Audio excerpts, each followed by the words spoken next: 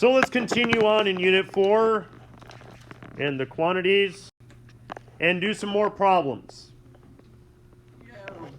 So in here, what we're solving for changes. In the first problem, we're given a grams and we're asked to find how many moles that we have. In the previous problem from yesterday, we were looked at moles and then asked to find how many grams. Okay? There's not a lot that changes. And ultimately, when it comes to a lot of the problems that we do in chemistry, when in doubt, convert to moles. Because chances are you need to do that.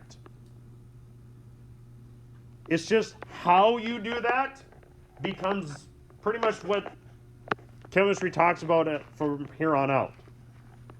All right, hey, here's the thing. Let's see how do we convert to moles? And that's pretty much what ends up happening. Resize for a little bit of room. So if I have 9 grams of H2O, how many moles do we have? Without going to a dermatologist. Ba-da-cha. Well, we need to find the molar mass of water.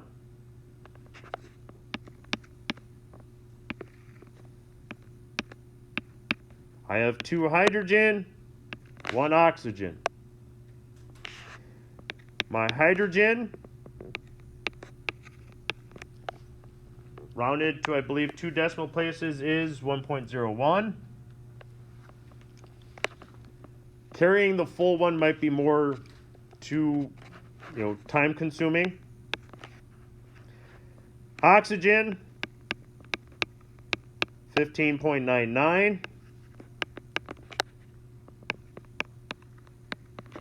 Multiply across.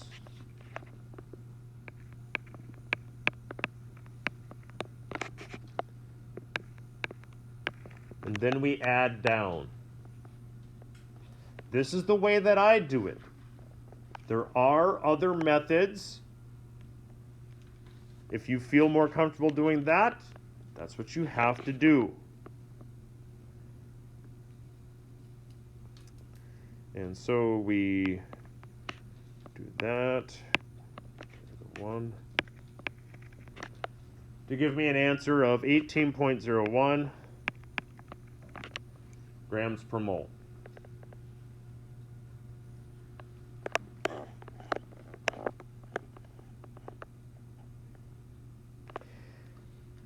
Now that I have my formula mass, or my molar mass of my formula, I can start with what I'm given.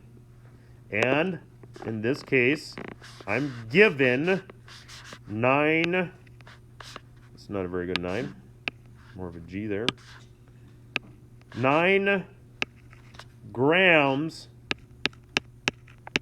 of H2O. If I need to move my molar mass, remember that I could write it as grams per mole like so. And that even though there's not a number written in front of the mole part, it would be okay to write a 1 there. Therefore, when I go to convert this, I can't, I'm going to write it in red because it's wrong. I can't do this because mathematically, if I did, I would have G squared. I can't have grams squared. Grams is a mass calculation. It can't be squared.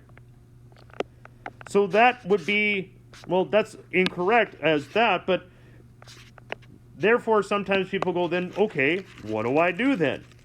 Well, to get the grams to cancel out, or to the ratio to be 1, depending on who you talk to, you need to put your grams on the bottom.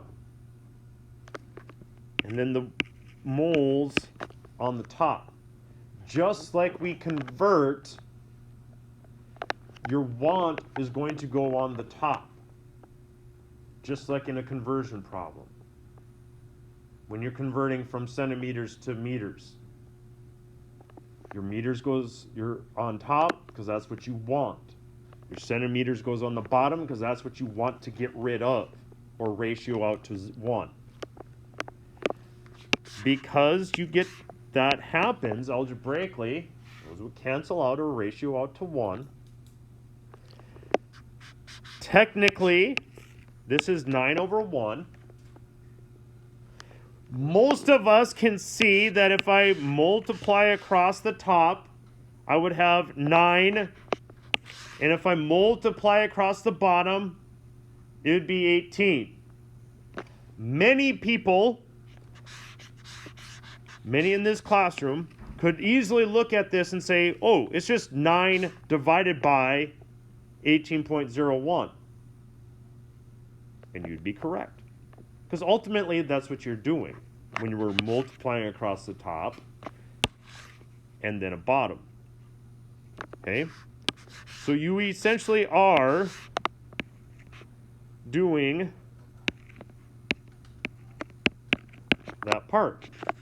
And you have moles H2O. And you're going to get a value close to 1/2 or 0.50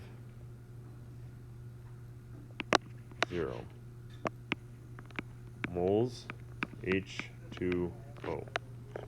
Kind of got squished on the end there. Okay.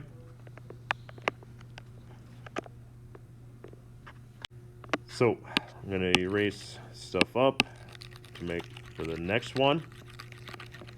The next one has us looking at another reaction that we need to have 0.01 moles of hydrochloric acid. How many grams of hydrochloric acid do we need? Which, by the way, is actually an odd measurement for hydrochloric acid, but it is a measurement for hydrochloric acid. First off, we need to know what hydrochloric acid is. Hydro means no O. From our naming unit, we talked about hydro means no O. Okay, so wherever we're dealing with is not going to have a polyatomic ion present when it's got the prefix of hydro. Chloric is going to help us out, and that there's going to be chlorine. It's an acid, so that has to have what element in front? Hydrogen. Now becomes the question, is that the right formula? Well, the charge on hydrogen is a positive. Charge on chlorine is a negative. They add up to 0, so yes, that one is. Sometimes it's not, so you have to be careful sometimes. This one isn't too bad for mathematical purposes. Because there's one, I'm going to make a kind of a quick skip and say that 1 times 1.01 is just going to be 1.01. Chlorine is 35.45. I need to add those together.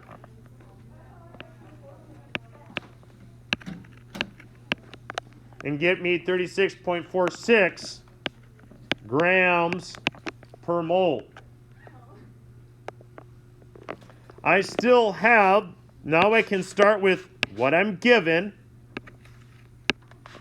and that is 0.1 moles of HCl. I want to get rid of the moles. So that means I need to adjust my molar mass to give my want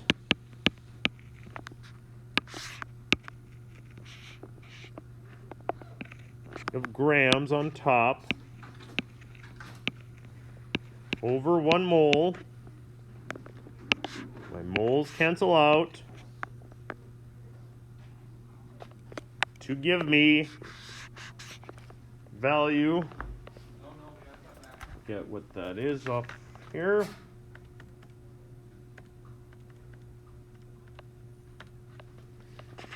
Small value of 0.3646.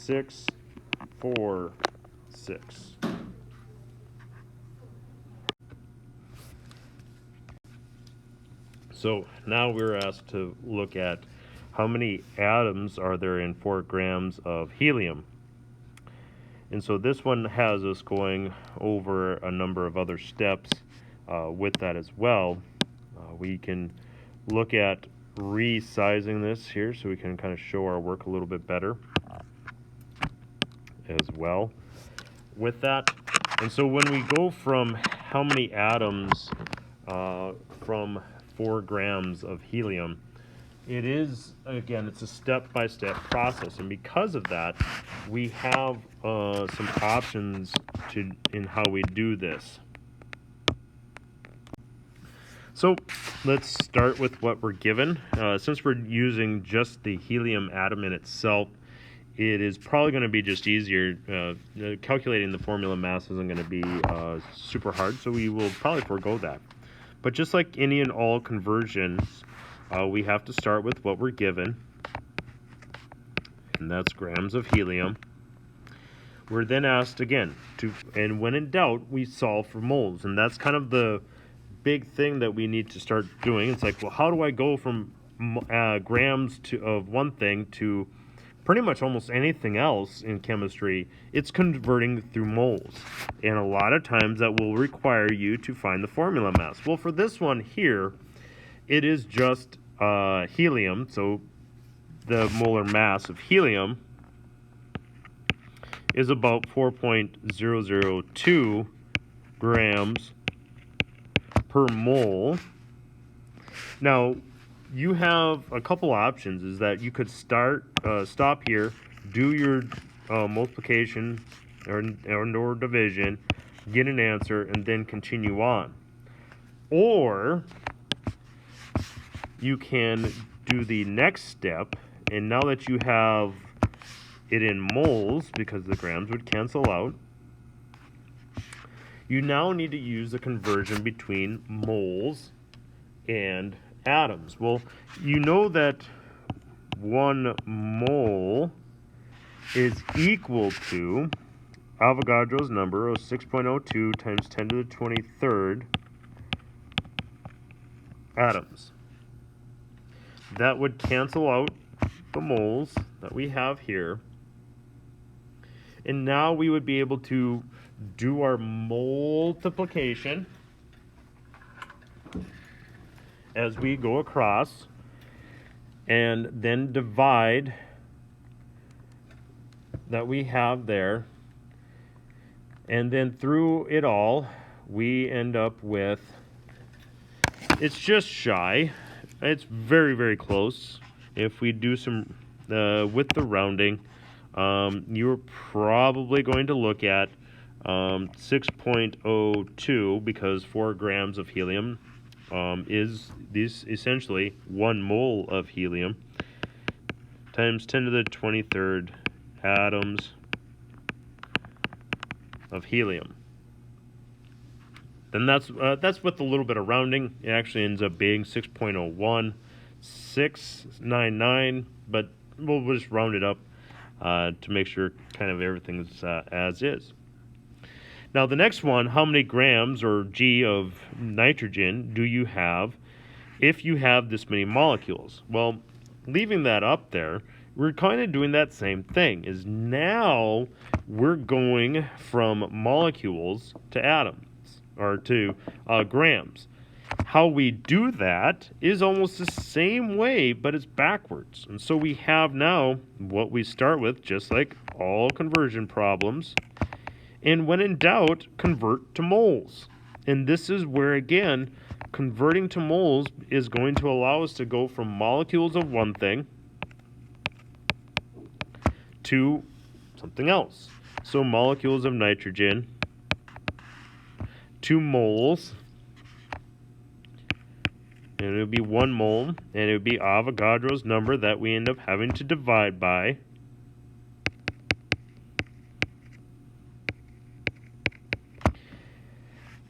Molecules, and therefore those molecules would cancel out. And now I need to convert from moles into grams. Well, in doing so, this one is going to be a little bit trickier. Why? Because it's nitrogen. Nitrogen, a lot of times, might look as if it's just monoatomic, but nitrogen, as we should know, is actually diatomic. And there's a little kind of a hint in the problem in that it says molecules with that. And therefore, we then need to write the molar mass of nitrogen, which I find by multiplying 2 times 1401 to give me 28.02 grams per mole. 20, oh, messed up there. 28.02 grams per mole.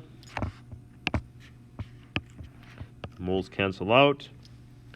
We do our multiplication.